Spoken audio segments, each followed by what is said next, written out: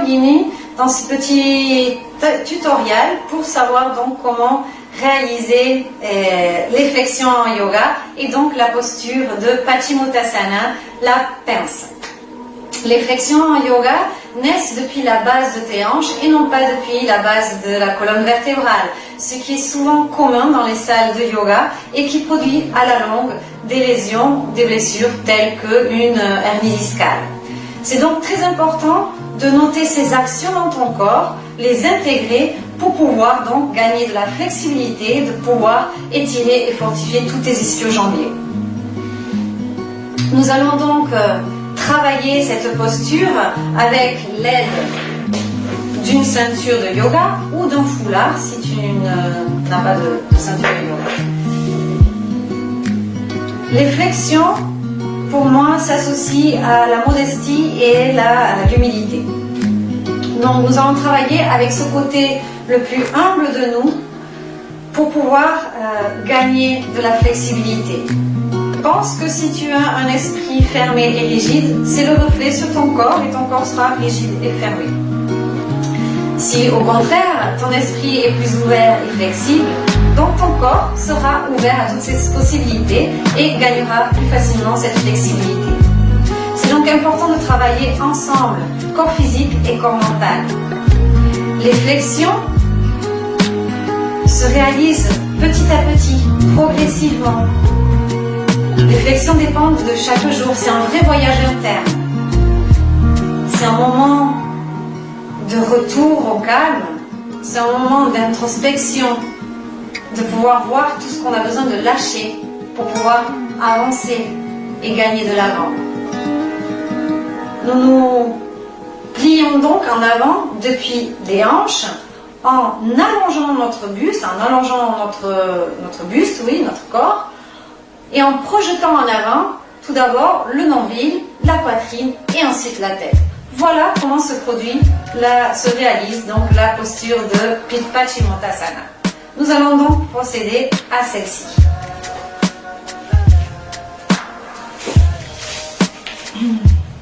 Pour cela, nous allons nous asseoir et déjà observe si lorsque tu t'assois, naturellement, ton corps va en arrière, alors tu auras besoin de t'élever. Et donc, tu peux utiliser un bloc de yoga. Et si tu n'avais rien pour t'élever, tu donc replies les genoux. Jusqu'à ce que ton corps soit bien allongé, que tes épaules soient en ligne avec tes hanches. Cherche toujours la meilleure solution pour toi. Tout d'abord, nous allons allonger les jambes et nous allons les séparer un petit peu plus que les hanches. Rappelle-toi, si tu dois fléchir les genoux, fléchis les genoux. Nous allons commencer à placer les mains à côté de nos hanches. Tu notes comment les parties externes de tes hanches sont bien enracinées à la terre, enracinées à ton tapis de yoga. Depuis là, tu crées de l'espace, tu actives bien ton centre. Et tu notes comment tes jambes vont, comme si c'était un fer à repasser, elles repassent le tapis. Elles sont vraiment bien étendues. Tu replies les doigts des pieds jusqu'à toi. Tu inspires d'abord et tu crées de l'espace. Tu vas prendre donc la ceinture de yoga et tu vas le placer sous la voûte des pieds. En observant que, en réalisant cette action, tes épaules ne se sont pas tendues. Nous allons lâcher prise. Tu inspires, crée de l'espace. Expire depuis les hanches. Et tu vois si tu peux avancer sur cette ceinture. Inspire, tu allonges. Expire depuis les hanches. Tu te plies en avant. Inspire. Expire, tu te plies en avant. Tu notes toujours le contact sous tes fessiers du tapis. Tu notes toujours l'espace dans tout ton corps. Les jambes sont bien tendues. mais il n'y a aucune tension dans ton corps. Si ceci est le maximum, tu restes là. Si tu as un petit peu plus de flexibilité, tu peux prendre les pieds sur le côté, tu inspires et tu allonges bien, et avec tu expires, tes coudes se fléchissent sur le côté, mais ne tombent pas au sol, tu veux les élever. Comme ça, tu maintiens bien les épaules en hauteur, et tu maintiens l'espace dans ton corps. Les talons poussent en avant, les hanches en arrière, et pense que c'est d'abord le nombril, la poitrine et la tête qui va aller en avant. Tu notes comme ton dos est bien allongé. Forcément, il peut avoir à la fin une courbature au niveau de la partie supérieure de la colonne vertébrale, mais surtout pas en bas. Dans ce cas-là, il faudrait revenir en hauteur et tu peux rester là. Inspire et tu reviens. Bien. Nous allons donc maintenant placer les pieds à la même distance que les hanches. Nous recommençons. Dandasana d'abord, la posture. Les mains à côté des hanches. Tu allonges bien le buste, tu crées de l'espace. Tu notes ce contact avec les parties externes de tes hanches, donc avec le tapis. Tu actives ton centre, tu inspires et cette fois-ci tu vas élever les bras. Expire, intègre ses bras, intègre ses épaules dans leur articulation. Active bien ton centre, inspire, crée de l'espace depuis les hanches jusqu'aux côtes. Et depuis là, tu avances pour te plier vers l'avant. Inspire, les bras sont toujours en ligne avec tes oreilles. Tu allonges, expire et tu vois jusqu'où tu peux descendre. Cette fois-ci, nous allons prendre les gros doigts des pieds. Tu inspires, tu pressionnes sur ces doigts des pieds, les coudes vers le côté.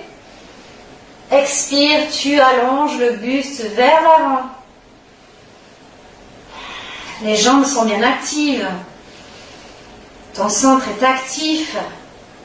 Attention avec le cou.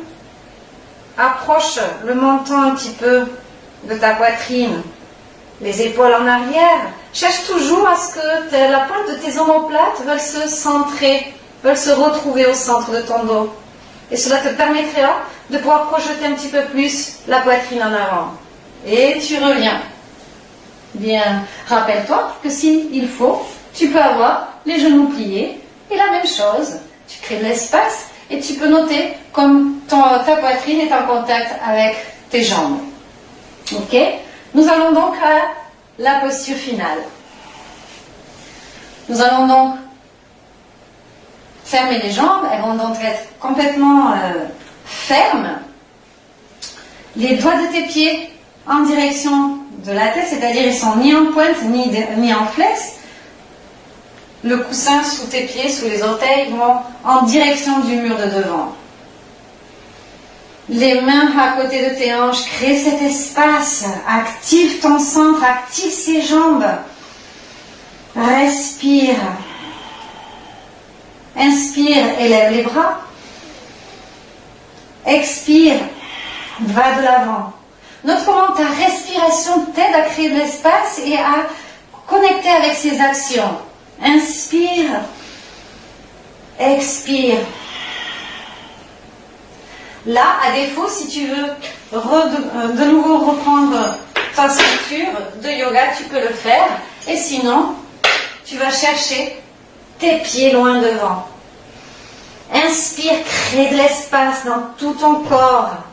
Expire, c'est donc ton nombril, ta poitrine qui va de l'avant.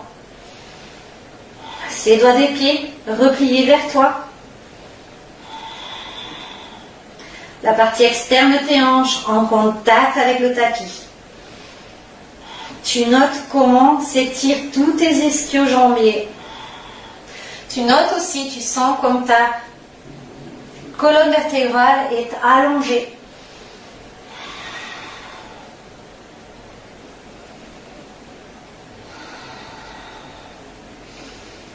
C'est possible que ta poitrine est délicatement appuyée sur tes cuisses.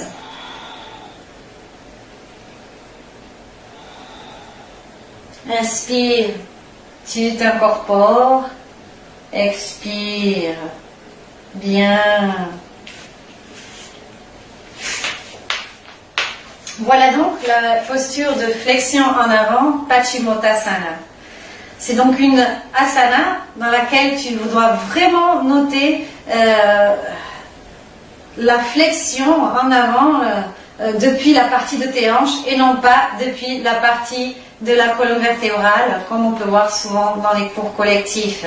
J'espère que cet petit atelier t'aura servi à avancer dans ta pratique quotidienne. N'oublie pas de mettre un petit pouce sous cette vidéo et de te souscrire à ma chaîne de YouTube Arnasa Asana. Je suis donc établie au Pays Basque espagnol et c'est pour cela que des fois j'ai du mal à trouver mes mots en français. Mais il y a des vidéos en espagnol, quelques vidéos en français et puis tu peux toujours joindre les deux bouts et dire je vais faire une petite pratique de yoga et en profiter pour écouter de l'espagnol. Bienvenue et très belle journée. Namasté.